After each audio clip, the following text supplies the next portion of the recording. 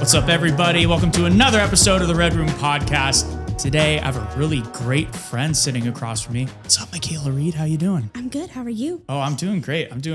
So Mikaela is one of the people that really kind of runs All About Theater in Santa Cruz with Lindsay Chester. And All About Theater is a really great youth musical theater group. And they're just, putting on show after show after show. Literally, the Energizer Bunny is what you guys are. Yes, it's absolutely. It's like we just did a show, and a week from now, it's a whole different set and a completely new show. So yeah. So Mikaela, how are you? Life's good? Life's good. Life's busy. Yeah, I just closed a show last night, and we also last week, between weekends of that show, casted another show, and we're in the process of casting another one. That cast will still be out on Friday, or they're casting on Friday. I don't know. I'm not involved in that one. It's the little kids. They don't put me with the little kids. Yeah.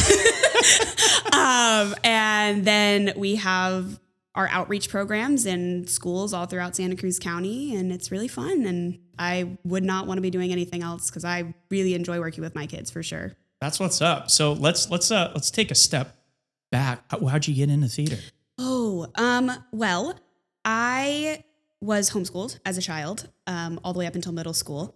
And one of the things that my mom did was she was not really a principal, one of the administrators at a homeschool program.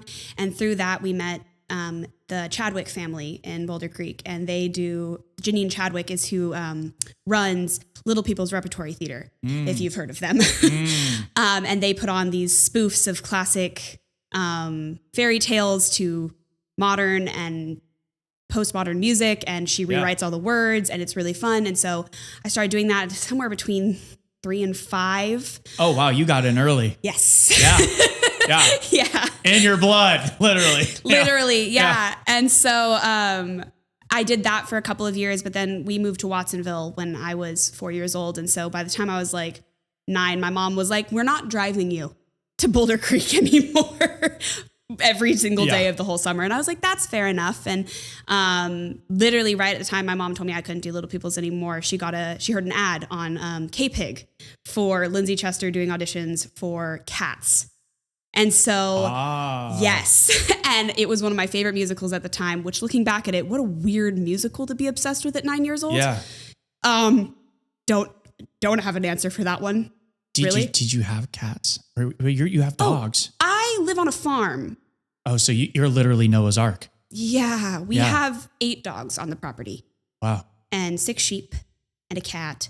And there was rabbits for a while, and chickens and fish and turtles. And it's chaos. Yeah. But so I auditioned for Cats, and it was my first show of All About Theater, and I got to be Rumpelteazer, which was really fun. And I've never looked back. And I've now been with All About Theater for almost 18 years, off and on. Performed with them until I was 19 years old. Good for you. Yeah. And then I stepped away for a little bit because of life. And then right before COVID, I worked a show. I'd worked a couple times throughout high school as like an intern and stuff like that. And then post-COVID, Lindsay brought me back in to help revitalize everything, because obviously you can't do children's theater when the world is shut down. Yeah. So we had kind of been on a standstill of everything at the time. And so I came back and I choreographed for her for our 6 to 10-year-olds. And then I choreographed for our 10 to 13-year-old program, which we had died during COVID. And so we were revitalizing it. And then I ended up directing, and I have directed at least one show a season for the last 3 years. Wow. Yes. That's cool. Yeah.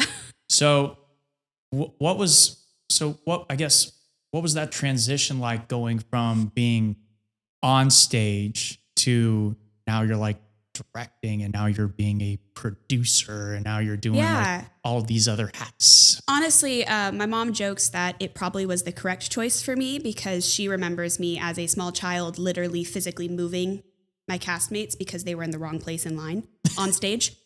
So really not hard. Get out of the way. No, like they would be like not quite in their window, and I'd be annoyed. So I'd move them. Yeah. And she was like, you were always a director. Yeah. There was no point in denying it. Yeah. And I mean, I started working as an intern for Lindsay at 12. So like we have a cool intern program with our young teens and through teens where they can intern for shows, and then they can actually be on main staff for the age groups younger than them. which is really cool because it gives an opportunity for them to try out different aspects of it, which is really fun. So I was in the first wave of that when we first started separating into 3 age groups, because as we grew, we needed more age groups because we have on average 120 kids a season. Oh, wow. Yeah. So usually about 40 to 45 in the 6 to 10s, 40 to 45 in the 10 to 13s, and about 30 in the 13 to 17s. Wow. And that doesn't even start to scratch the surface on the school programs that we do as well. Wow. So your regular, like, you have seasons. Yeah. Yeah. Sort of. Yeah. So like, for example, Footloose was in this block of 3 shows, right? So are those 3 shows the 3 different age groups? Yes.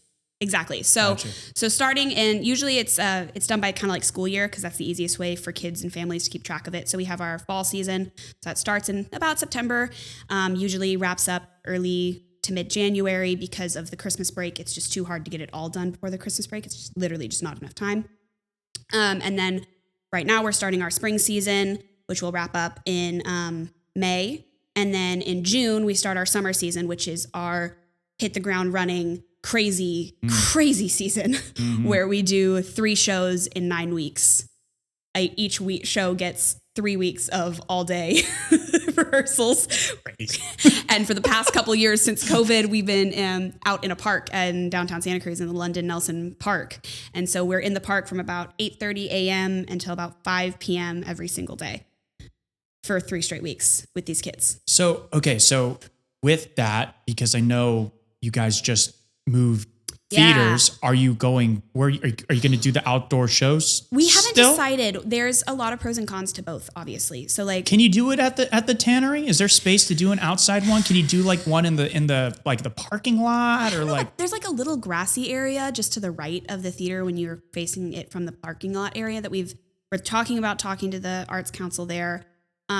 We also could still keep doing it in the park at London Nelson. We would just rent it from them. We could continue doing that. We could do them inside. There's a lot to mull over. And I know that Lindsay and our board of directors, because we're a nonprofit, we're a 503c nonprofit, I think. Our board of directors and Lindsay have been mulling that over. And I think we're trying to come down to a decision on how we're going to do that. It's also possible that we will do like the younger age groups outside, but still do our teens inside, because it's a little bit more of a professional experience for them. But it all depends. And on other bookings, because we're renting out the theater to other people as well.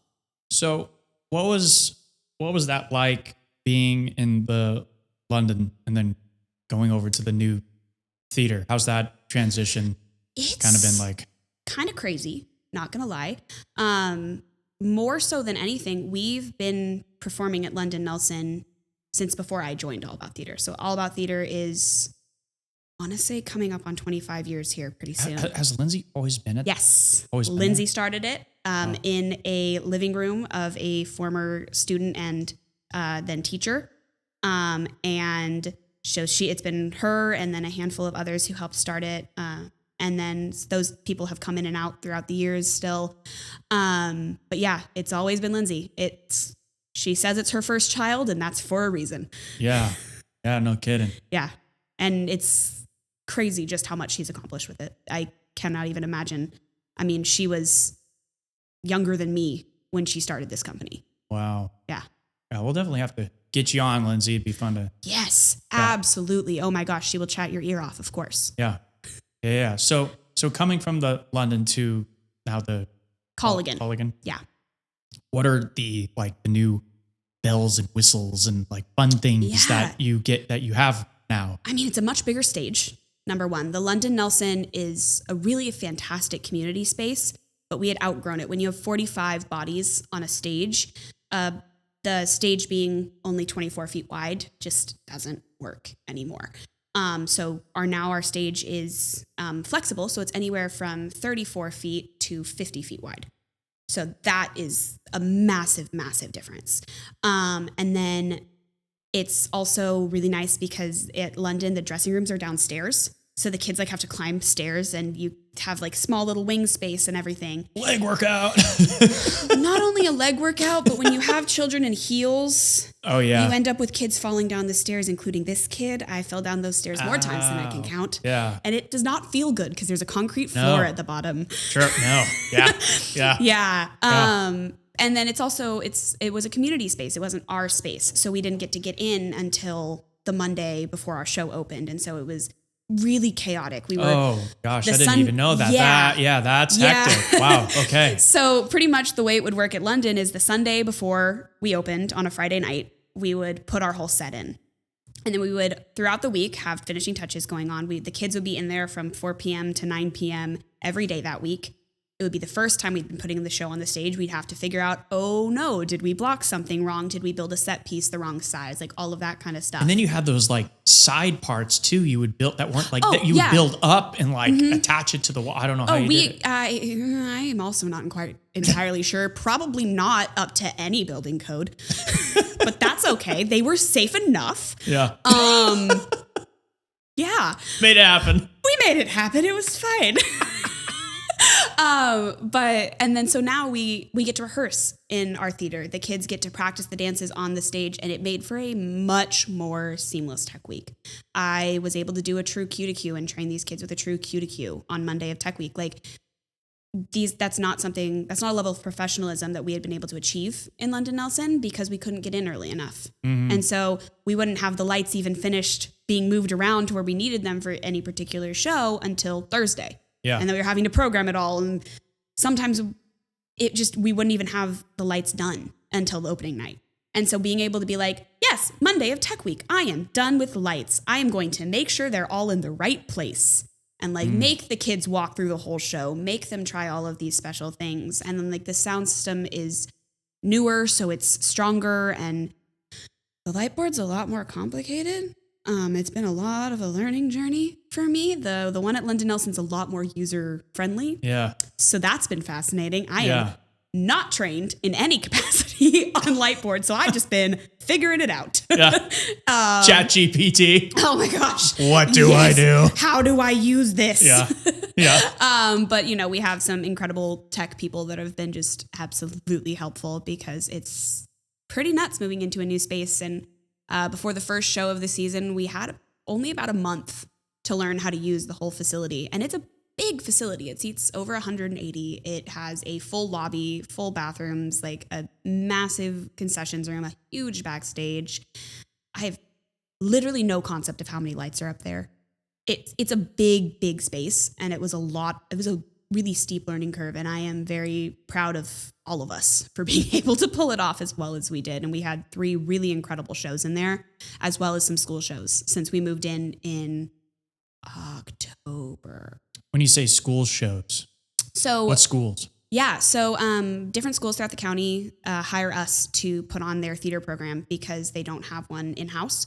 So interesting. Yeah, it's really cool. Was it like middle school, high school, or like usually middle elementary? schools and lower high schools usually have their own in-house theater companies. Yeah. But so they just come to you and they're like, hey, like we want to partner with you and we want to. Exactly. So they hire All About Theater, and then All About Theater supplies the costumes, the sets, the staff, all of that. Do you have to like, do they have like a drama coach that like comes to, it's literally like, the principal. Hey, it's the principal. Okay. The principal or the school district usually. Do they choose the show or do you choose the show? It depends. Some programs do one or the other. Vote? Democracy. Democracy, exactly.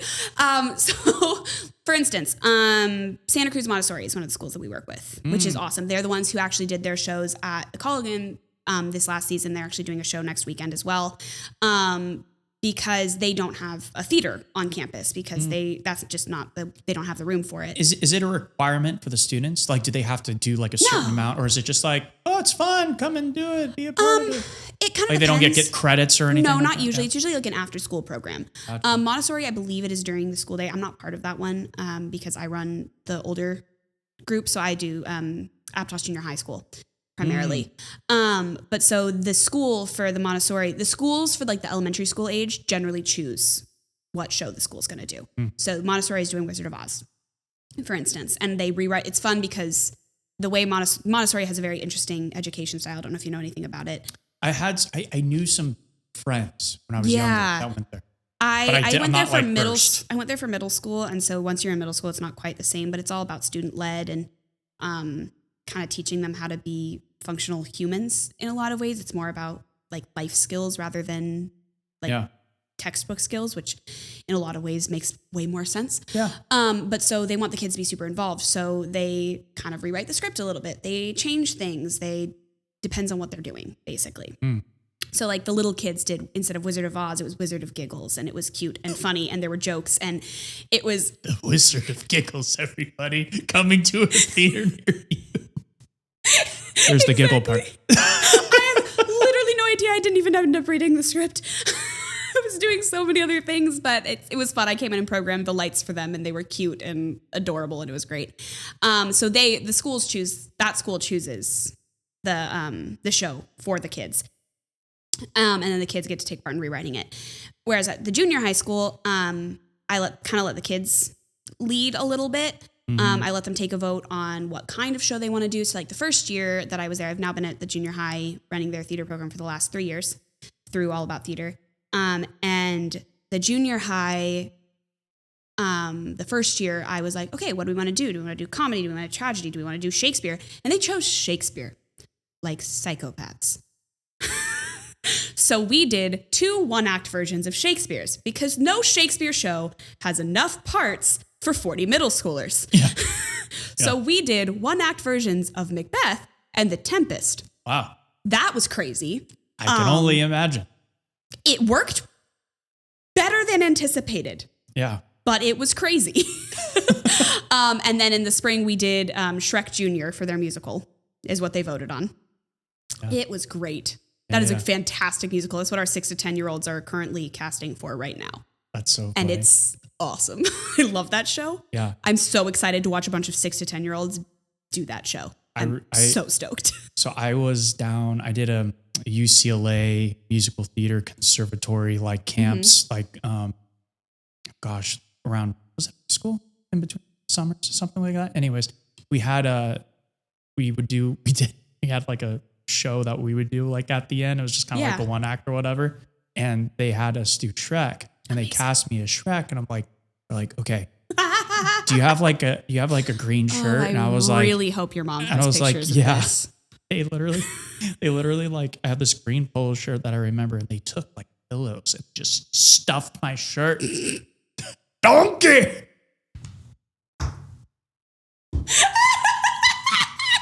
That was me.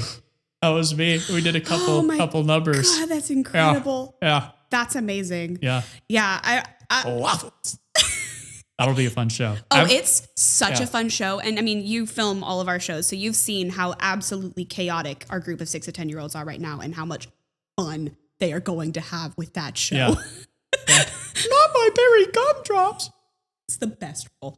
Oh my gosh. There's so many roles in that one. It's so fun. So we did that. And then the next year I was like, okay, what do we want to do for the fall play? And they were like, we want to do a comedy. And so I found some random script on Google it was like a 30 minutes, and they tried to cover the entirety of Greek tragedies in 30 minutes in a comedy setting. And it was hilarious. And like our set was pieces of paper poorly painted to look like Grecian columns. Like their costumes were literally sheets that they brought from home tied over whatever clothes they wore to school that day. Yeah. Like it was hysterical. That's and then fun. we did Frozen for their musical. Yeah. Which was hilarious. Yeah. That was a good one. Yeah, it's a good one. I enjoy it. Yeah. And I just luckily, like, we try to choose musicals that we've done in the past, so we already have stuff that we can use. That makes sense. Because it makes it a lot easier. Yeah. For us and for the kids, because one of the only ways that All About Theater manages to actually get as incredible of productions as we do is we have parent volunteers. And we live off of our parent volunteers. And some of our parent volunteers put hundreds of hours into shows, making costumes, making our sets. And we would not have as incredible of shows without them. Yeah, you have that big piece in the back from The Little Mermaid. You know what I'm talking about? What are you going to do with that? Well, so it's still there because we're using it for the Wizard of Oz productions at that means that words. Montessori has been doing. We repainted it green to make it so it was like the one side's the witch and the other side is there you go. Oz. Because when you use 40 cans of spray foam insulation, you reuse it.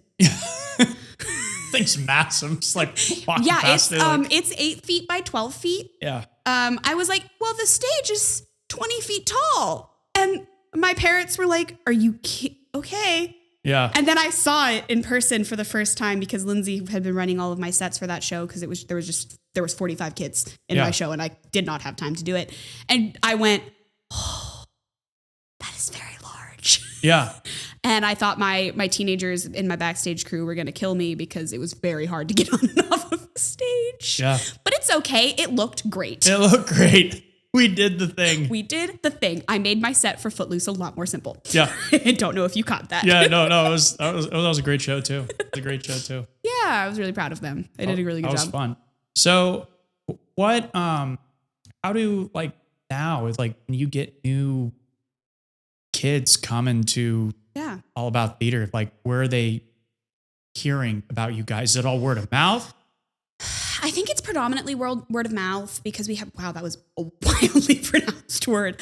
I think it's predominantly word of mouth because we have kids from all over the county in our shows. Like there's kids from Watsonville, there's kids from PCS, from Scotts Valley. Like, so kids often bring their friends. For the younger age groups, it's people that came to see shows a lot.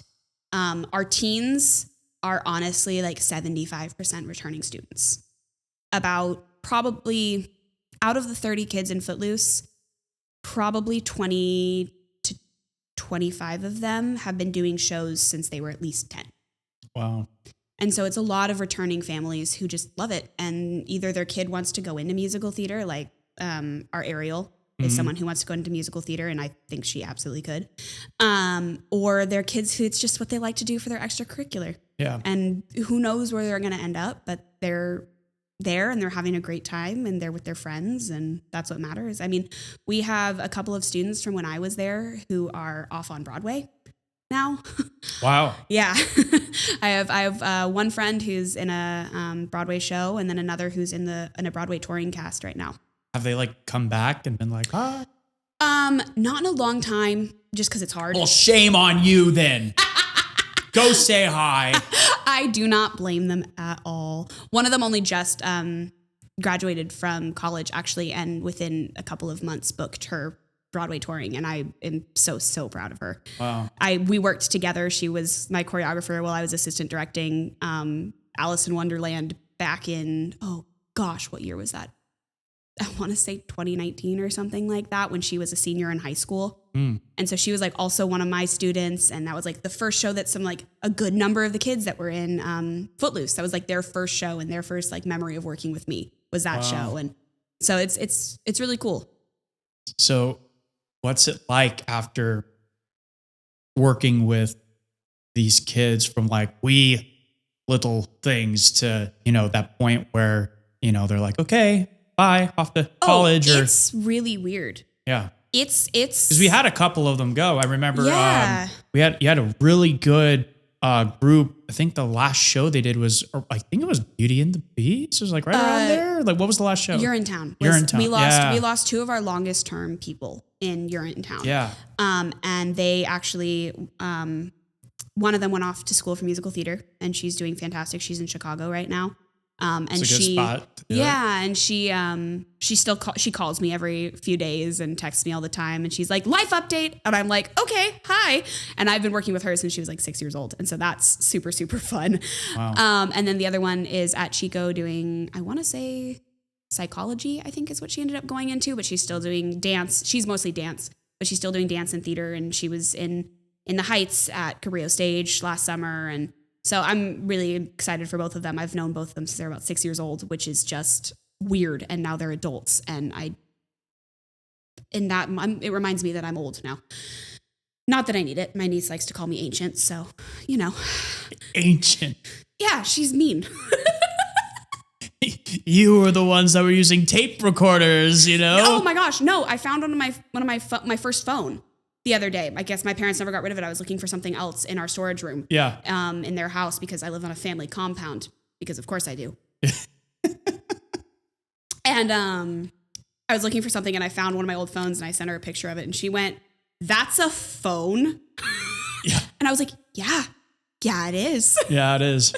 Yeah. I know. So. I have my my original flip phone too. It's like one of those Verizon ones everybody had. Was it one of the ones? Was it like the T9 texting? Yes, I was so good at that. Yeah, I don't think I could physically do that with the nails I have on. Yeah, I don't think I could do it now. No, I don't think I could either. I had one of the ones that like it was like super super skinny and it flipped like sideways, and I broke like 3 of them because I would just do this. Was it BlackBerry? No, not the BlackBerry ones. They like it literally. It was like a little stick, a shaped phone, and it would just spin up. The chocolate. Was it the chocolate? Yes, it was the chocolate. How did you remember that? Yes, because I had a really great friend that had that. Oh my gosh, I broke like 3 of them. After I broke the 3rd one, my mom said you have to pay for the next one. Yeah. Because I would just do this because I have ADHD. So I had one of the like Razor phones. Yes. That was my second phone when that came out. Oh my gosh, the pink Razor. I remember how popular. I know if you had a when pink that Razor one came phone. out. I had the steel one. Yeah, of course you did. But that tracks. like I would do this thing where, because again, like I ADD, like, God. flip, I fidget, you know what I mean? Yeah. And so I would take I would stick the thumb in and I would flip it open and I would keep doing that and like just until keep it broke? shaking it like that. Till one point, it literally, the top part snapped off.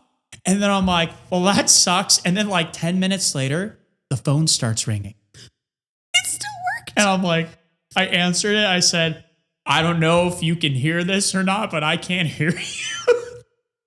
It's a phone is literally snapped in half. And I called them on another, they called me on another phone. I'm like, "Yeah, we could hear you still." And I was like, "That's weird." That's crazy. Yeah. And now they made a comeback. They actually have it. I picked it up and I was just like, wow, they had the foldable screens. Oh my gosh, How don't those get wrinkles? You know what I mean? Like, that's my first thought. Okay, I understand a lot about science. That is one of those things that's straight over my head. Yeah. Like, I have no, I mean, like, I'm like, when I say science, though, I mean more like biology science. My dad's a marine biologist. Yeah, I was a biology guy too. I could not do chemistry back in high school.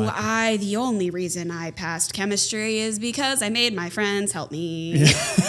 I was best friends with the valedictorian of my grade, and I made him do my homework for me. There you go.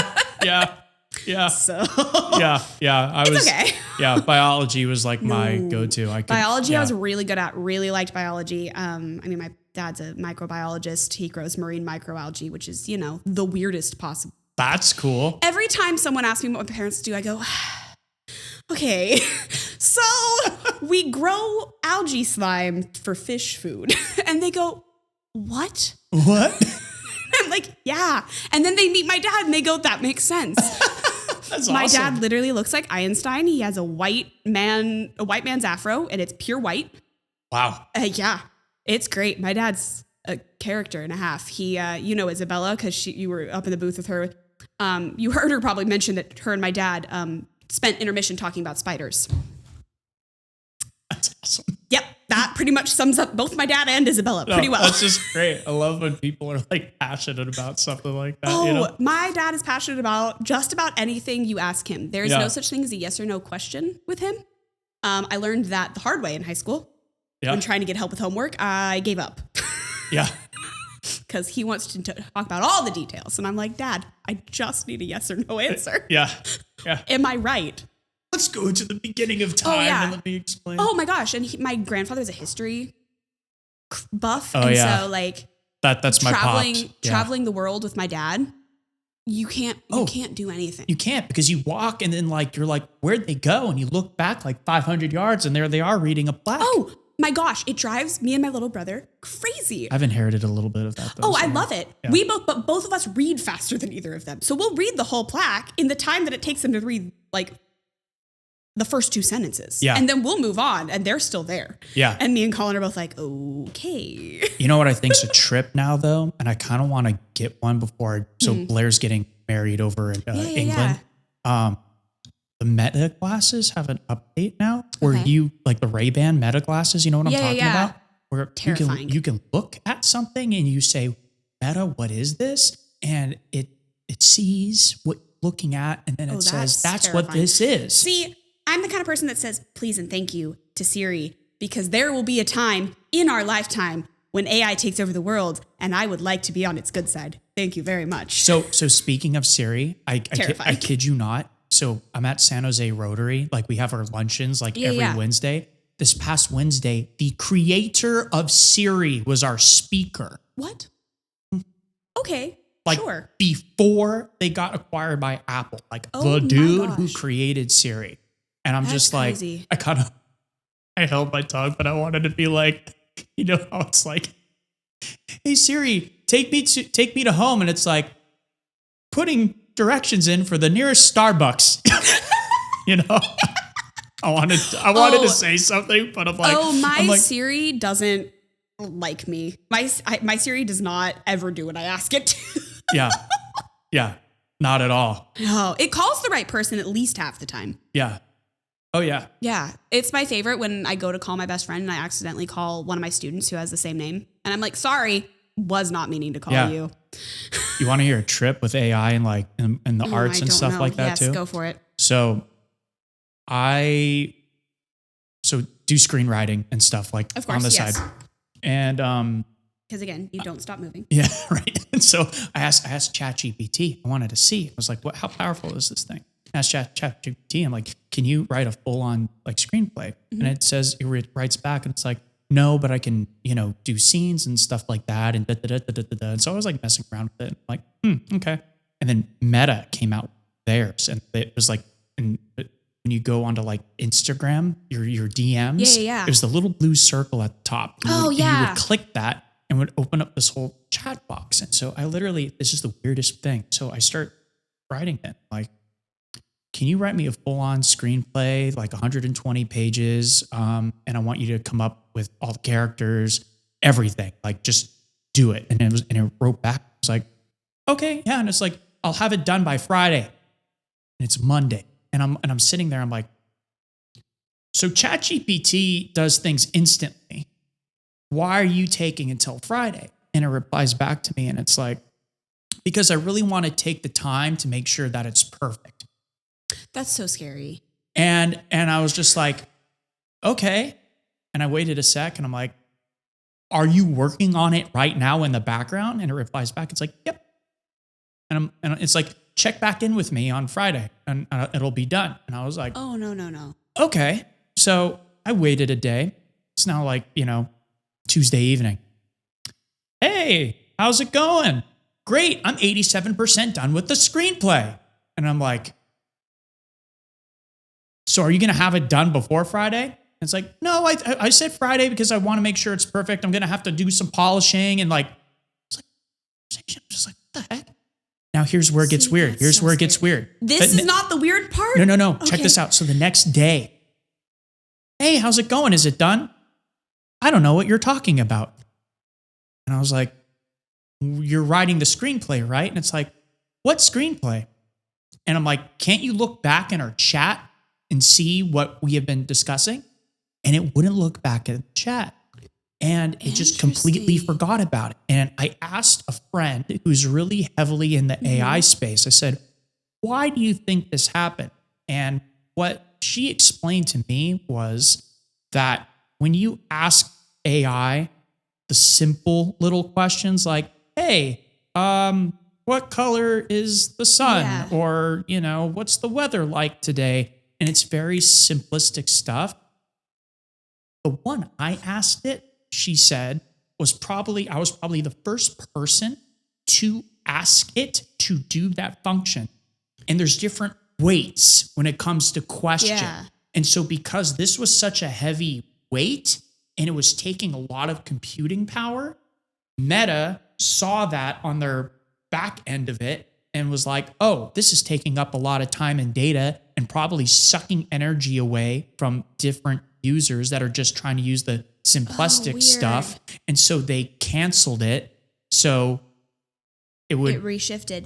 That's terrifying. But honestly, probably not a bad thing because we don't want AI doing our art for us. We want it doing the boring stuff so we can do our art. I know, but then I found a way around it. Of course you did. I found a way around it. So then I was like, can you do this? I know it's like, then it replied back. It's like, no, I can't do that. And I'm like, I want you to pretend that you are a screenwriter and I want you to like pretend, right? When you say, I want you to like act as and do it. And it started doing it. Oh my God. but it would like it only did like a couple scenes, and then it's you know, and so it's like, I'll be like, okay, write the next scene, write the next scene, write the next scene, and start pumping out scenes. Oh, that's crazy. Like that. It's interesting. In like perfect format too. And then you could be like, can you convert this to a final draft format, which is the industry standard for the screenwriting stuff? And it's like, sure, here's the file. Oh, I use it for stuff like that all the time, where I'm like, I have like extreme dyslexia. Yeah. And so I have dyslexia, and so grammar is just out the window. There is no grammar or spelling in my brain, period. Just doesn't matter. So I will give it to AI and be like, can you please fix this? And it does. And it's great. Yeah. Yeah. Just like in the morning, I'll like checking emails, and I read this email, and I'm just like, I'm not awake yet. Oh yes, that's the best. And I'll just be like, you know, chat GPT, you know, write an email about respond to this and make it nice, and done. There you go. Yeah. You just got to make sure you don't copy the, here's what I did for you, and like, let me know if you want any changes.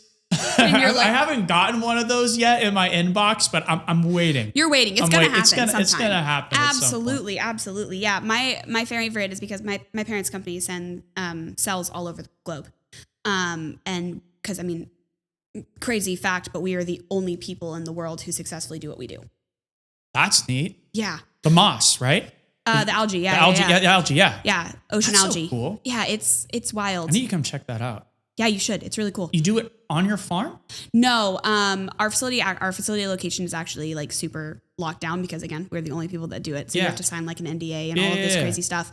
But it's in the Greater Bay Area, which is known knowledge. That's so cool. What kind of creatures like eat the baby fish? Baby fish. Any kind of baby fish, or like most kinds of baby fish? Yeah. So we have, I want to say 12 different species of algae.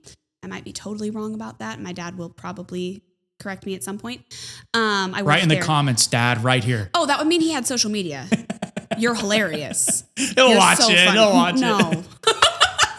No, that would mean my dad ever went on social media. I think his photo on his Instagram is still my little brother, who is now 20, at 5 years old. Oh. Because I think that's the last time he went on social media. Check in like 20 years later. Ridiculous. But that's cool. So it's like super cool. Yeah. So we have two branches. We have Reed Mariculture, which is the aquaculture side, which sells to like fish hatcheries where you buy like farmed fish. So if you buy red snapper from Costco, for instance, the baby red snapper that are then farmed and then sold to Costco are fed on our algae because baby fish larvae are so small that there is not a single pelletized food in the world that is small enough to feed them. So you have to get single-celled organisms like algae to feed them. They filter feed. Wow. So, okay, like, I don't want to like, you know, I know NDA and all this, but how do you ship it? Is it dry or is it like, is it in a watery? Yeah. Okay. So that's definitely something I can talk about. The way we ship it, it's a couple different ways. There is the live algae, which is sold in water. We have, for our rotifers, we have breathable plastic bags. Which is a breathable plastic bags? Yes. Huh. It's a wild concept. I know. Wow. I do not understand the science behind that part, but I know they're breathable plastic bags. Wow. Because obviously algae needs oxygen. Algae is one of the biggest oxygen producing organisms on the planet. Yeah. They're like, little thing, you send these big bags. It depends. So we ship in about a bag about this size, but that bag holds about 1 million rotifers. 1 million what? Yeah. Million individual cells. Oh. And gotcha. Yeah. They're real estate guy. Yes. Yeah. It's pretty crazy. I sell homes. You're like, I don't know what that looks like. No, I'm still not entirely sure. And my parents have done this since before I was born. Whoa. And so I still am like mind boggled by just how tiny these things are sometimes. But the rotifers are actually one of the bigger species that we sell. They're little zooplankton. They're tiny little dudes and they just swim around in the water. And I think it was last week that my dad walked in from his home office, because my parents never stop working, and goes, Lynn, do we have 200 billion rotifers going out tomorrow? And my mom goes, oh no. Because we try to keep it less than that because we have to keep the population up, right? Yeah. And so we had to figure out how to send out 200 billion of these little animals that day. Wow. It was wild. Wow. Yeah. We Wow. are one of FedEx's biggest, well, when we use FedEx, we've shifted over to UPS, I believe, primarily because of, I don't even know why. I don't listen to that part mostly. They talk at me and I zone out. But we were one of FedEx's biggest shippers for a number of years. Wow. Because of how much product we ship out, and everything has to go 2-day because it's perishable. Everything has to go in freezer bags. But so we sell live and they come in little bags, or we also have a hobbyist line for people who have home aquariums. Wow. And so that comes in little bottles that are easier for them to use. That's so cool. Or we sell it in paste form. So we send it through machines that get rid of all of the water, similar to if you think about how they separate milk from cream. Mm-hmm. Basically, I don't know if you know how that works. It's a similar process. These things are spinning so fast that if there was an earthquake and one of them was going and it broke, it would travel about 4 miles before going through cars and buildings before it stopped. Yeah, they're pretty dangerous, but they're really cool. And they make it into a paste, and then we mix those pastes together to make different combinations, or we sell it frozen. Wow. All depends on what the need is. All depends on where it's going. So, and then we also have pelletized food that we distribute for one of our customers in Japan. So you're going all over the globe with this. Yeah. No, my dad has been to 6 out of 7 continents specifically for this work now. Wow. Yeah. So can you talk about what kind of fish? Yeah. All sorts of different kinds of fish. I mean, salmon is a huge one. For a long period of time, we were working with the Norwegian government on salmon farming in their fjords. Why hasn't Zac Efron come and done an episode? Have you seen a show on Netflix, right? The water show? Yes. Yeah. Me and my mom binged the whole thing in like 2 days. It was like fantastic. He's watching this. Yeah, exactly. Come on, Zac. Also, thinking about watching this, I just want you to know that Ava was one of your first subscribers, and she was very excited when you mentioned it. What up, Ava? I see you. She's very excited. She was like, wait, you're going to go be on my best friend's podcast? Excuse me. For reference, this is my 13-year-old niece, who's an absolute hilarious child. And it's the one that calls me ancient. Yeah. So one of the projects that we've been working on for a number of years now is working on tuna, because I don't know if you've probably heard about the fact that tuna is one of the hardest fish to come by because it's really hard to grow in a controlled environment. Yeah. You cannot farm tuna from egg to sell. You have to live catch the larva, because after they hatch, baby tuna, which mind you, full size tuna are 300-pound fish. Monterey Bay Aquarium. Yeah. Yeah. Suckers are huge. Yeah. And exactly. on the deadliest catch too. And those are small ones, the ones in the Monterey Bay Aquarium. Oh yeah. Like, these are huge fish, but they are so small when they come out of the egg that we still haven't figured out how to grow an algae small enough to feed them. Oh. So I think we just had our first successful test. Huh. Because there's just not a way to filter them out of the water and then sell them. There's not I don't totally understand the science behind it, but it's really cool. Huh. Wait, so then what are they like? So you catch them as little larva fish when they're about this long from the ocean, and then a hatchery feed them from there, because then their mouths are big enough. I don't think I've ever seen like a little tuna before, now that you mention it. They're tiny. Do they look like the bigger versions? Or I have no idea.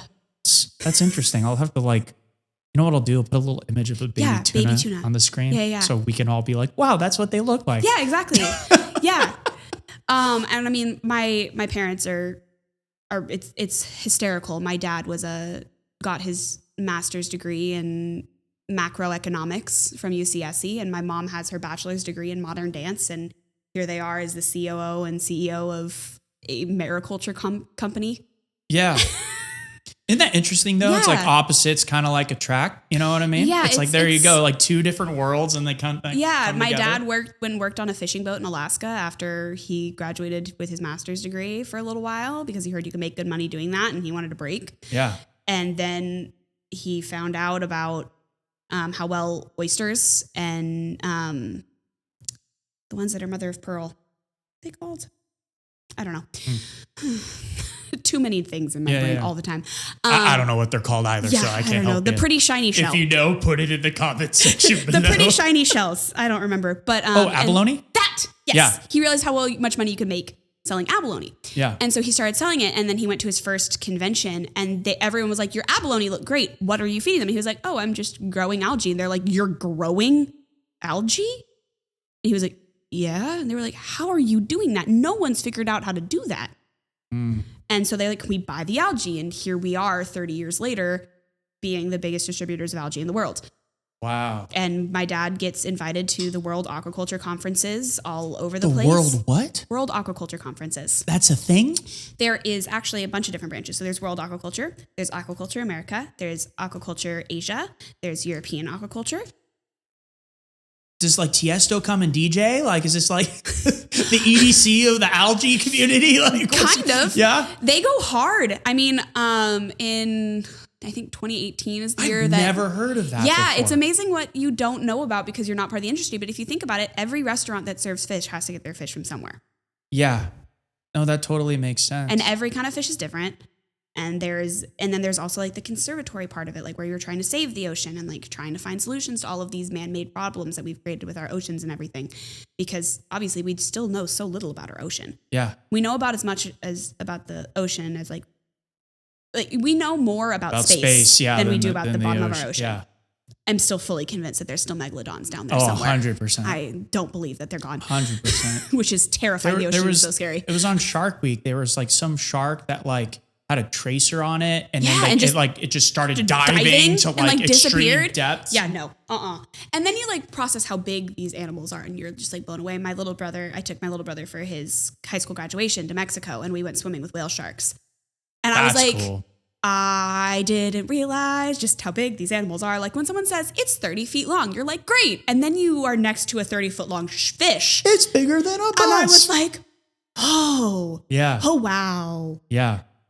So that was really cool. But it's proved for a really cool childhood because I grew up just homeschooled. So I was all over the place on this farm, on our algae farm. And this was before we were having to follow all these FDA procedures. Like now we have to like sanitize our hands every time we move places. You can't go from one location to one part of the facility to another because it's cross-contamination. Yeah. Like all of that kind of stuff that just didn't exist when we were still small. And my uncle was still driving all over the country selling our food to individual stores because it was still like buying stuff online being so popular, like all of that kind of stuff. And so I was just always there. And then I'd get to go to these aquaculture conferences all over the world with my parents because like, what a trip. Yeah. So I've gotten to go to a lot of cool places. I went to Norway with my parents when we were working on the whole salmon project and got to spend I think it was 2 weeks at like 11 years old in Norway in the middle of summer. So, the sun never set, which is just weird. Yeah. I still remember how weird that felt. Yeah. In high school, I went to Japan to meet with our distributors there. And then the Japanese, being the hospitable people that they are, they care a lot about really proving how amazing they are. It's really cool. Yeah. It's a really cool society over there. Yeah. Be fun to go check it out. It's a really cool place. I really recommend it. I absolutely love it. I would love to go back. But they took us on a road trip around the whole country. Wow. Over 2 weeks. Wow. Yeah. Then 2 years ago, we went to Italy, which was really fun because at the time I was working for my parents. So I actually was in the booth with them for part of it. Like it was very fun. That's cool. So with that, so like now, so your guys' like family company is like essentially the beginning of the food chain, really. Pretty much. So how does that play into, you see all these like documentaries and everything about, the fish population and overfishing. Yeah. Like, are you like, I'm assuming like, oh, we have to sell more to this person because they're dealing with trying to save this pot, like salmon and tuna, I'm assuming are probably the two primary ones that are like, salmon and tuna are a big one. Shrimp is also really big. That shrimp? Yeah. Wow. Yeah. Okay. You're all across the we're all over the place.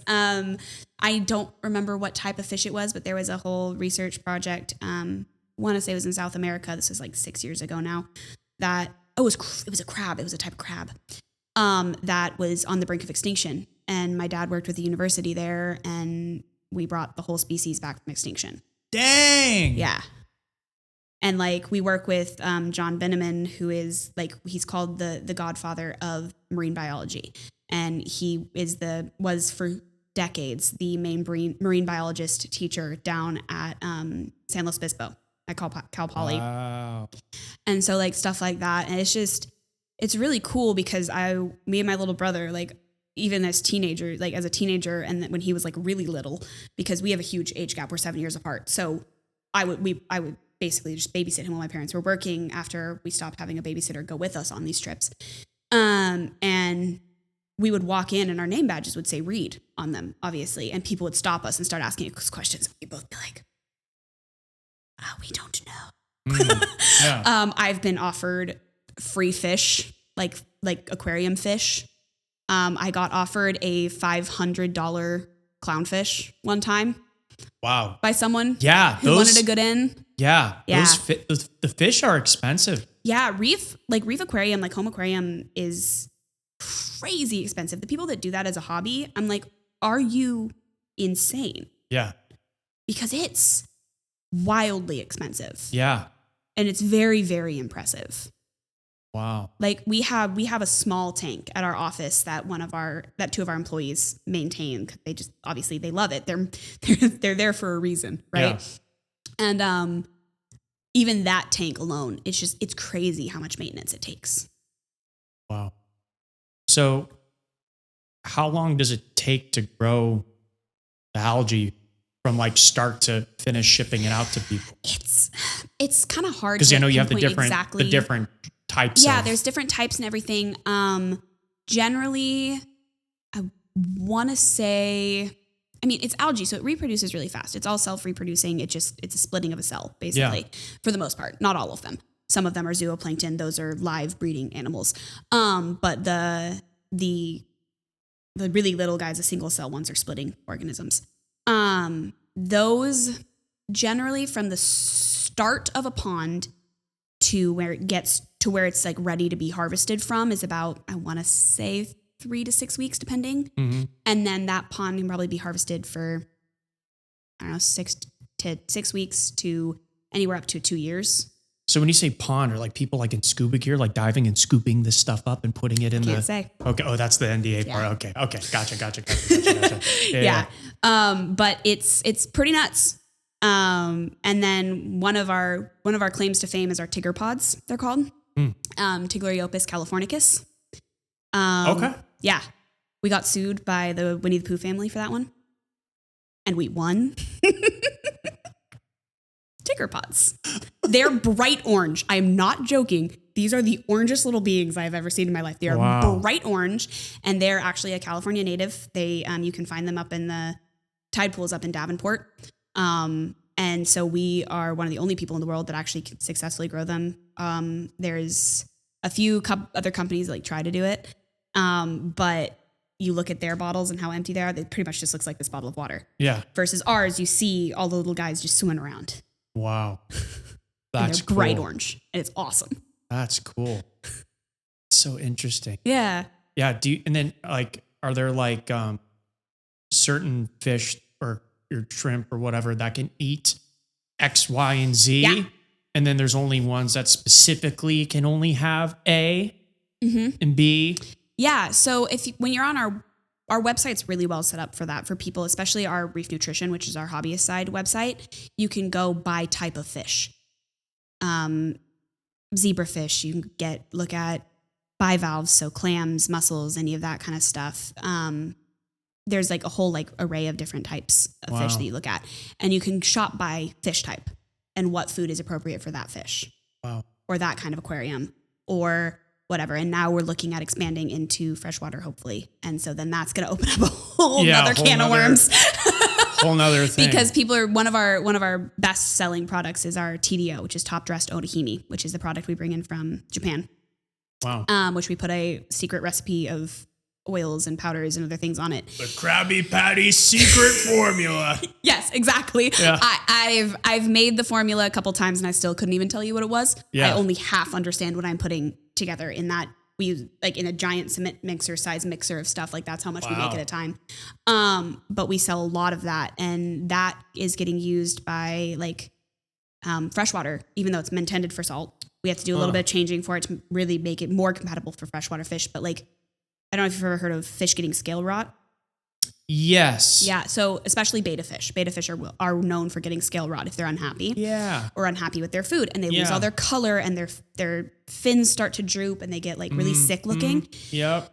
We've had stories of people being successful within like weeks of putting their fish on this food, or days even, of suddenly their fish are back to their bright colors. Their fish are swimming better. They're healthier. They're acting better. Yeah. It's pretty magical stuff. It's the same stuff that makes flamingos pink and shrimp pink. Huh. Okay. Because flamingos and shrimp are both naturally white. Yeah. I remember. God, what was that on? Talked about that. It was one of the documentaries. I Probably. remember. Yeah, and they're like, yeah, they eat this little. Like, it was like the they eat shrimp. Yeah, so the shrimp eats the shrimp eats the algae, and then the flamingos eat the shrimp, and that's what makes the flamingos pink. Wow. And so, okay, so are the shrimp the color, or the algae? Is the algae the color? So can you have people like tried to like change the color up to like? Oh yeah. So you have these different colors. Oh yeah, you know how like flamingos? you know how you put here's neon blue. It glows in the dark. I really wish that was possible. That'd be really cool. Like you know how you put like a rose, the bioluminescent stuff. You know, with the cross DNA. Yes. Yeah, bioluminescent algae is really, really cool. It's a really crazy phenomenon. Do you guys do? We don't, but my dad is obsessed with it. He loves it. Yeah. He finds it so cool. There's not really I've a never market seen for it. I want to go out to the ocean when the bloom happens. We were able to go during 2020 when it came to Santa Cruz. They have like surfers that like come through and they're doing the cutback on the wave. Oh and my gosh. It's amazing. Yeah. It's one of those things where I'm like, the ocean is fantastic and we need to treat it better. Oh my God. Yeah. It makes me so anxious every time. Yeah. But yeah, no, algae is wild stuff. So cool. Clearly as we've gone from children's theater to algae, I have a wild array of knowledge in my brain. My children call me the treasure trove of random information. Yeah. No, I mean, like, I absolutely had like no idea that you and your family did that. Yeah. I was like, like local theater. No, leader. World industry. And it's like, we're like literally changing the world with the stuff that we're making. And like, it's like, I didn't know. Like it's these like almost kind of like subculture things. Like I have a really great friend, and he's like, "Hey Blake," and this was like a few years back. He's like, "Do you want to go to this event?" It was like when I was dealing with the Beach Boys. And he's like, and so it's called a Tiki Oasis. Do you want to go? Because one of the I think Al was playing or something like that, and I was like. What the heck is Tiki Oasis? God, I didn't know. It's like, it happens down in San Diego. Like, and you literally show up at this hotel and there are hundreds of people and they're all like Tiki enthusiasts. And it's a little convention thing and they have bands that come and play. That's wild. Everyone's drinking Mai Tais and just like, in Hawaiian shirts. And you're just like walking around like, what did I just walk into? You're like, what planet did I just drop into? I honestly had no idea this was a thing. So your aquaculture conventions. Yeah. And that's just the marine aquaculture side. That's not even diving into the hobbyist side. The hobbyist ones are crazy because the whole room is in blacklight because under blacklight coral glows colors. Yeah. So the whole convention center is like blacklight for those ones. So the coral eats the algae. Coral eats algae. Okay, so are you guys helping out with the Great Barrier Reef down in Australia? Not directly, but indirectly, yes. We have we have at least one major person in Australia, and then I know that they're working with the Great Barrier Reef. But we do a lot. Obviously, we do a lot of food tests and like water tests and what kind of water. Because one of the things is because we are in the Bay Area, which is a protected marine habitat. Yeah. We have to make all of our own salt water. You have to make your own. You can't take it. We cannot take it. We cannot pump our salt water back into the ocean. So we have to make all of our own salt water. Another one of those things that's, I literally, even if it wasn't protected by the NDA, I couldn't tell you how it's done. Hold up. You have to make your own salt water? Yes. So I'll go down a path here, and I'm assuming there's different salt waters. Yes. So like this, we're trying to mimic the salt water from the Indian Ocean versus the Pacific Ocean versus the Atlantic Ocean. There and is like these different things grow in these different oceans, like that. There is that. And then we don't have to do that. Luckily, we don't have to get that specific. Thank goodness. Yeah, because it's like, what, you go and sample the different oceans and then like just try to clone it? No, but there are people that have to do that in the industry. That's wild, yo. Like when you look at the Georgia Aquarium, for instance, that's one of our biggest. The what aquarium? The Georgia Aquarium. Georgia, like in the state of Georgia. Yeah. Oh, I don't know. Oh, have you never heard of the Georgia? Oh, Blake. I just know about our Monterey Bay Aquarium. Oh, we also do work with them. If you go to their, when you're there and you go into the jellyfish and you see all the little particles floating around the jellyfish room inside, that's our algae. When I was working for my parents, I talked to the head researcher at the Monterey Bay Aquarium at least once a week. Wow. Yeah. Wow. Yeah.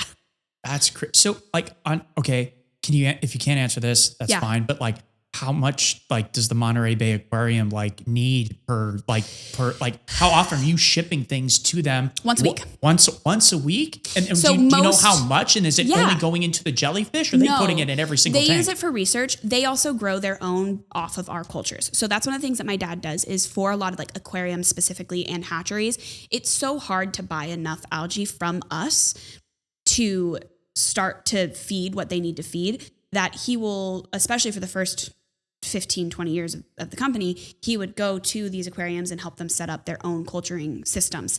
And we're there in case there's crashes, which happens a lot. Crashes? Like their whole algae system crashes. Because if one contaminant gets into an algae growth, the whole thing is down in a matter of hours. So when you say contaminant, like what do you mean? Like what's the thing that makes it another kind of algae generally? Oh, a different kind of algae. Someone who was working with one algae and didn't wash their hands properly, and then that kind of diatom, but it's one of the diatoms that eats the diatom that's in the other tank. Interesting. Yes. Okay. Or someone accidentally gets a chemical mixed in that just kills all of it instantly. We've had it happen at our facility a couple times because it is a fact of working with such a fragile life form, because diatoms are tiny. They're single cells. They are hardy as they can be, but there's only so much they can do. And diatomaceous earth, that is diatoms. That is algae when you use it for your garden and stuff like that. So like, it's very cool. We're here in case their systems crash and for systems that they don't need it. So, okay. How often do these systems crash? It was a lot more often in the first while, but we've gotten a pretty good system that we help people implement, especially like hobbyists, that they can grow their own rotifers. We have a rotifer growing kit where we send you the starter rotifers, we send you the food for the rotifers, and we send you everything you need to grow rotifers in a 5-gallon bucket like you can get from Home Depot. Mm-hmm. And then you just have to buy the food for the rotifers, because rotifers have to eat because there's a zooplankton, not diatoms. So like let's say at the Monterey Bay Aquarium, like one of these tanks gets contaminated. Like, do they have to drain the water completely and then like disinfect the entire thing from then whatever their load it back up with the correct from whatever their brood stuff? Stock is? Yeah, whatever their storage facility is. Not like the fish tanks. That would be crazy. No, because it'll just disperse into the water over time. But they're connected, right, to the ocean, right? Yes, and so then how come they can get around it, but you guys like can't? Because we are feed. We make food that becomes food for humans. Yeah. Okay. So we have to be all up to code with the FDA, which is a nightmare and a half, as you can imagine. Okay, I get it. Also, because we create byproduct, we can't get rid of that byproduct into the ocean. The Monterey Bay Aquarium, literally, because it is all native, because it is a native aquarium, they are able to share. But the sections of it that aren't native, they can't recirculate that water into the ocean. They have to dispose of it on land, if that makes sense. Yeah. Because you don't want the cross-contamination of native to not native. Yeah. Which makes sense. I mean, our reefs, our kelp forests right now are getting decimated by urchins because there's an overpopulation of urchins in the Monterey Bay Aquarium, in the Monterey Bay right now. Are people like going in there and then killing them and stuff? Oh yeah. Yeah. Mm-hmm. And then Hawaii has the lionfish problem. Yeah, I heard of that. Yeah. Lionfish are crazy. Don't get near lionfish. Lionfish are terrifying. I think that's the great part about like Santa Cruz just in general is like, I mean, shoot, I started surfing in like 8th grade. And like I've never surfed. On the west I can't even side, stand on solid ground. I mean, the thing that, you know, what I love about it is like there's not barely any shark attacks in Santa Cruz County. And it's because of the seaweed, because the kelp forest, the sharks, from what I've been told, you know, they don't like swimming through it because it feels like Velcro, like on their skin. Yeah, no, that's exactly correct. It's this like force field, you know, that like protects the surfers. Yeah.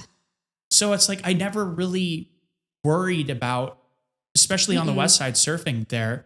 But if on the east side, if you go past Capitola Village, that all disappears. And that's why you get the shark attacks around the cement ship. Yeah. And then you come back into a safe haven once you hit Monterey because there's all of the kelp down there as well. Interesting. Yeah. Interesting. I wonder why it kind of disappears, right? It's too deep. Too deep. Oh yeah, there's that trench right there. There's a trench. It's the deepest. It's one of the deepest. Isn't it like the deepest? I think it is. Or is it the Mariana Trench?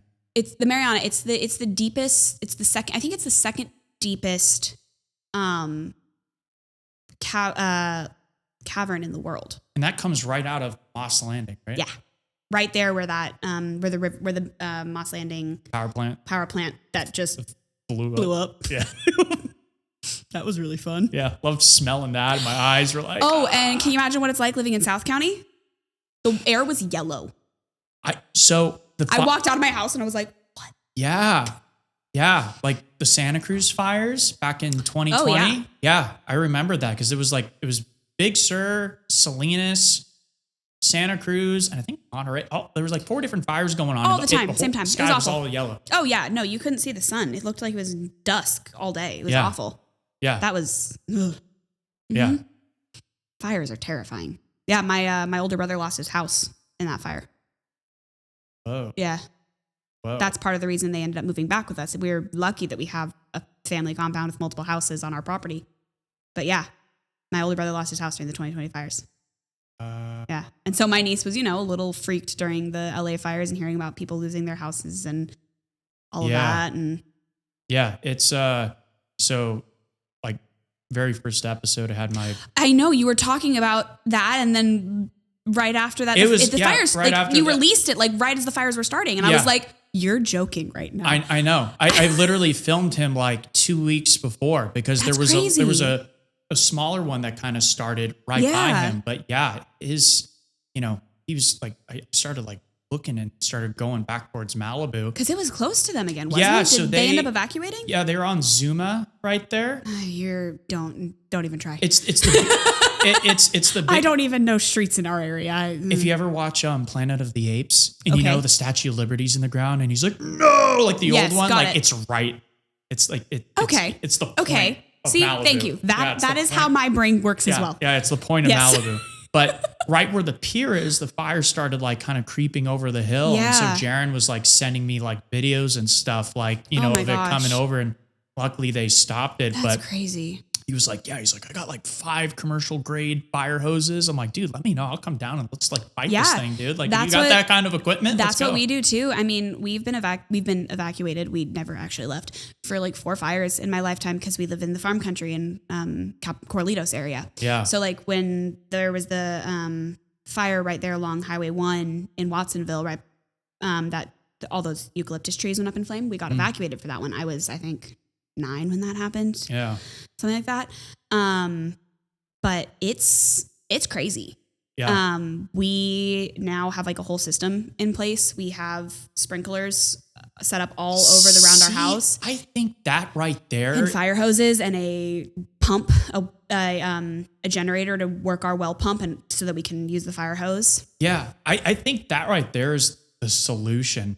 I mean, it just sadly it's the only one. We don't give our firefighters enough. Yeah, it's like get the sprinkler systems up on the roofs of the homes, and you just turn that on. Like I saw a video. There was like some like old school like city or town in like Japan. Like it was like on. Yeah. Did you see that? It was like on Instagram Reels. Yes. Yeah, and they literally don't have a fire department. They had this giant sprinkler system that just starts like. They're these huge suckers and they just pop out of the ground. Every home has one and starts just. The issue is we're in a drought.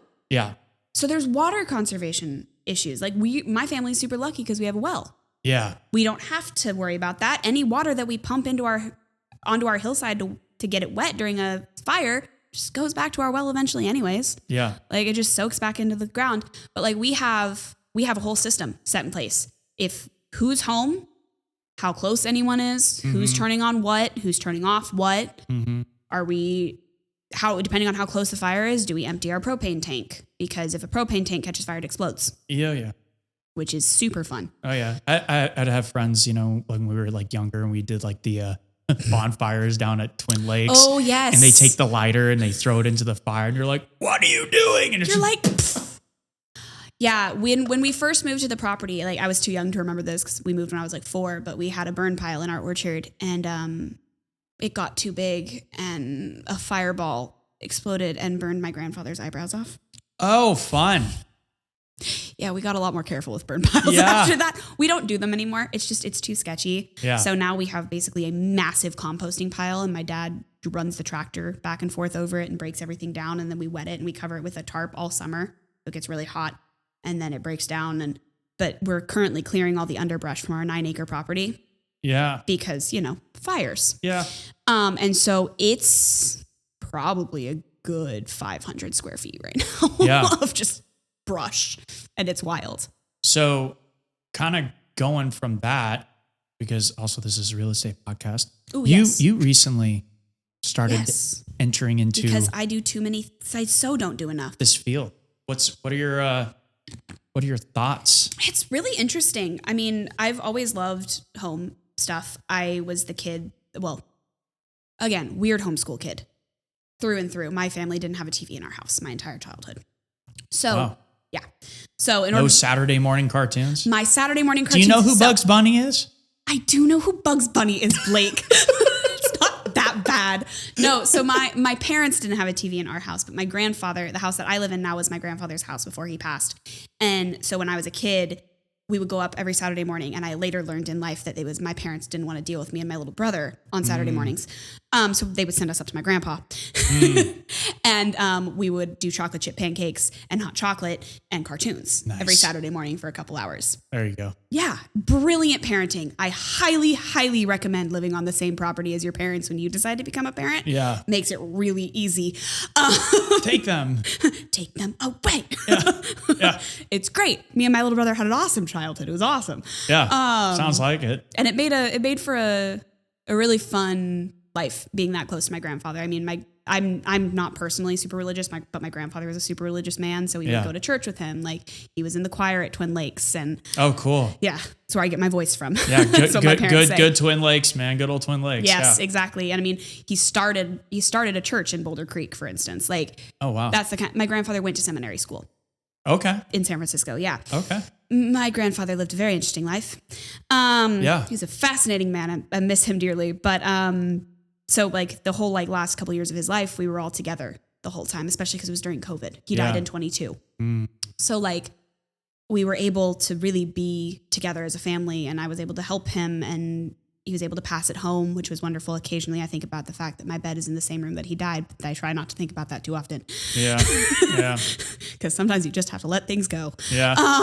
But that's the way of life, and that's how he wanted to go. He wanted to go at home. He didn't want to be in a hospital. And so we let him do that. My grandmother went out the same way. She's like, I don't want to go into a retirement home. She's just my grandmother. I just want to die here and I want to go see Bob. I'm like, all right, grandma, You're like, good for you. Yeah. That's exactly what my grandpa was like. He wanted to go see my grandma who passed away. My grandmother passed away 3 months before my mom found out she was pregnant with me.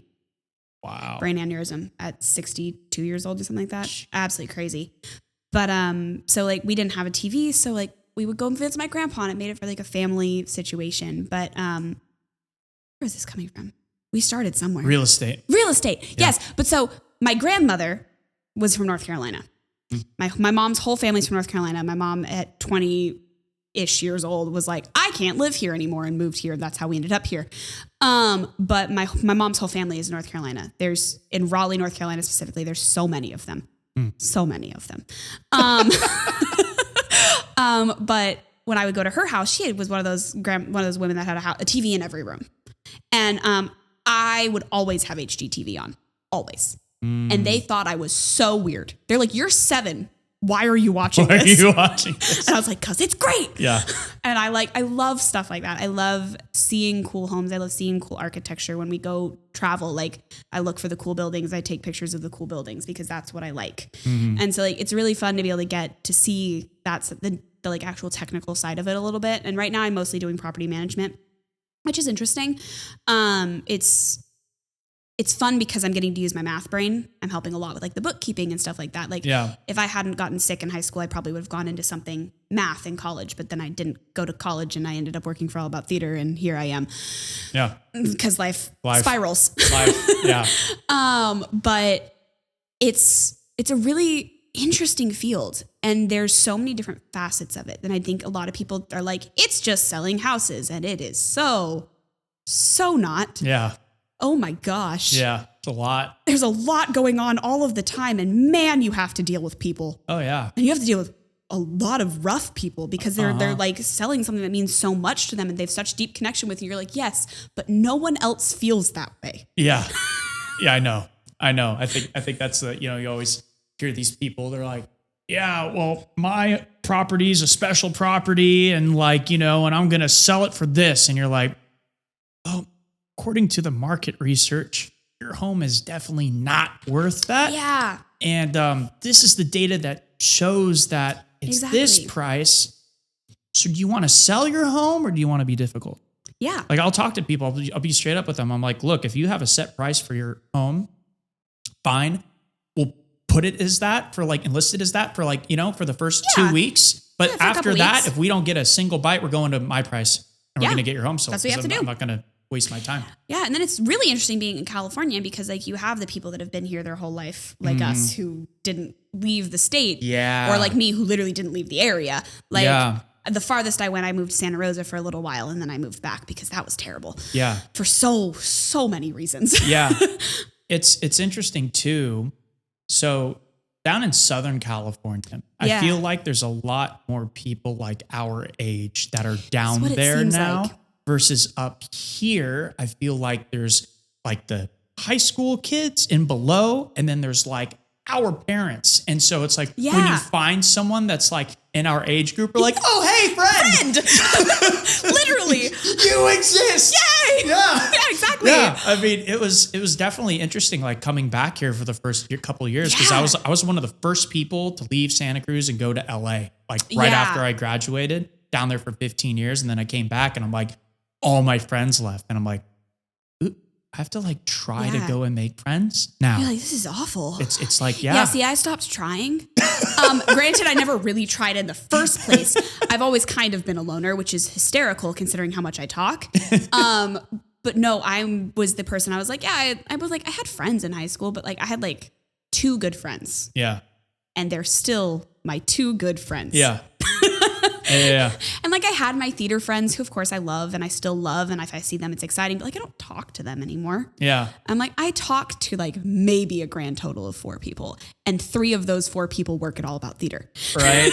I mean, shoot, it's like what my grandmother said. She's kind of like, she's like, you're lucky if you can count more friends on your finger, like on one hand with your fingers, and then like, cause that's all you really talk to is like, you have like, and I could list mine like right now, you know what I mean? Easy. It's like, it's just, it's fascinating too, like social media and seeing people go. Yeah. It's really interesting. I mean, like, cause I still obviously I was the person that like my friends in high school had to make me have a social media because I didn't have a social media because again, weird homeschool kid.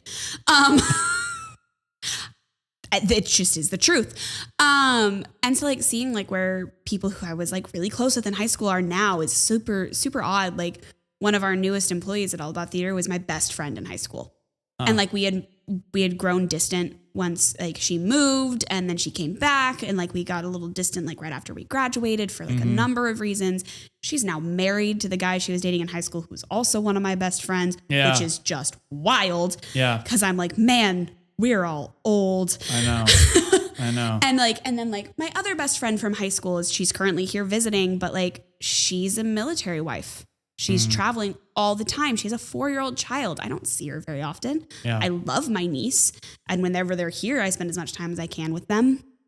And they lived here for a little while her husband was deployed when her daughter was like a brand new baby, because she was not about to live in military housing by herself with a 3-month-old baby Yeah. for 9 months because Yeah. why would you want to do that? So she moved home, and so like I got to be part of like raising my niece for the first couple months, and it was amazing. And like, but really like the people I interact with the most are my students.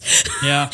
Most of my social interaction is with high schoolers, and that's exhausting. Yeah. I go home and I want to sleep. Yeah. I'm like, okay, Yeah. I'm done now. Yeah. I mean, you've been witness to their begging me to take them out to dinner after closing shows all the time. Yeah. And the bouncing, I hop. And I'm like, Lots of energy. oh my gosh, how are you still awake? We just did 2 shows. Yeah. I want to go home. And then I always cave. Yeah. I always take them to IHOP. Yeah. Yeah. Every Well, single time. that's why they love you. I have no you know? backbone. That's why they love you. You know? Yeah. Yeah. It's fun. Yeah. This has been cool. Yeah. Thanks for coming on. Of course. Appreciate it. Yeah. So what, like, I guess in kind of like closing, kind of like summarizing everything. One, if there's someone watching this right now that maybe has like a kid and wants to join All About Theater, contact you. Where do they go? Talk to Lindsay. Lindsay is the main person, Lindsay Chester. All of the information is on our website, which is allabouttheater.org. It's spelled the British way. And which she's she's very clear about. So it is R-E, not E-R. If you get it wrong, we get grumpy. It's okay. Yeah. But so you can go there, or I mean, honestly, theater is such a good experience for kids, no matter where you get it, in my opinion, because it teaches you so much about yourself. Yeah. Yeah. And then if someone is in the aquatics field dealing with fish and needing to feed said fish and shrimp and all of your living ocean creatures, what's the name of Reed Mariculture is the like aquaculture side, and then Reef Nutrition is the hobbyist side. Cool. And there is like an Instagram for the Reef, for actually I think both, but I know Reef Nutrition has it because I have notifications turned on. We'll link all that. And then you're still working on your license, right, for real estate? How close are you? Pretty close. Yeah. It's taken a back burner for the last 2 weeks, but I'm pretty close. I'm hoping in theory I should have it February, March. Yeah, I am very close. I am like halfway done with my last class for brokers. Wow. School. That's awesome. It's a lot. Yeah. Yeah. My brain is so full all the time. Yeah. I'm like, I have 170 kids' names. I have whatever is going on with my parents. Where's the time? There isn't time. That's the problem. It's like you wake up and then, at like 6 a.m. and it's already like 7 p.m. at night. You're like, what? You're like, what just happened? Well, for me, see, mine is wake up like 15 minutes before I have to roll out of bed to go to work at like 8:30 in the morning. Yeah. And then I'm up until 2 o'clock in the morning because I'm a night owl. So see, that's me too. I'm such a night owl. Morning person. But I've had to transition to the mornings and stuff like that. I can't. Yeah. I tried so many times. Yeah. And I'm just a zombie. Yeah. Yeah. And my most importantly is I have to be able to be nice to my children. And if I'm sleep deprived, I'm not nice to them. Yeah. So some parents would argue I'm not nice to them anyways. But some kids need tough love. I'm sorry. Yeah. Maybe don't put that in. Yeah. That's all good. It's all good. Get in line and sing. They like me for it. Yeah. The kids that end up leaving and liking me the most are the ones who are like, you were really mean and I really liked that. And I'm like, cool, I pushed you. I'm so glad. Discipline. I mean, shoot, there's not enough of it. I did like martial arts and stuff growing up. So like they literally I'm nowhere near as mean as a football coach. Are you kidding me? Oh yeah. I got the football stories and stuff like that too. Yeah. Yeah. Yeah. It's just. I mean, I went to Aptos. Yeah. Football was all anybody talked about ever. Oh, I yeah. still do not understand how that sport works. Yeah. I have no idea what's happening ever. Did I get incredibly invested in the last Super Bowl? Yes. Did I know what was happening? It was because of Taylor, wasn't it? No, I don't care. Taylor Swift is, she's fine. Yeah. She's good. I'm very impressed with her, like her absolute ownership of the pop star world, but Yeah. Right on. Well, cool. Well, we'll leave it there. Yes. Thank you for coming on. Of course. Yeah, this was a lot of fun. Yeah, we did a good amount of time too. It's gonna be a fun because episode. there's 2 people with ADHD, so we talk a lot. Let's just keep going. Cool. All right. Contact Mikaela and everything right below here. And yeah, we'll definitely have you back on at some point. Yeah, Sound be good? awesome. Cool. Sounds good. All right. We'll catch you next time. Thanks for tuning in. See ya. Woo!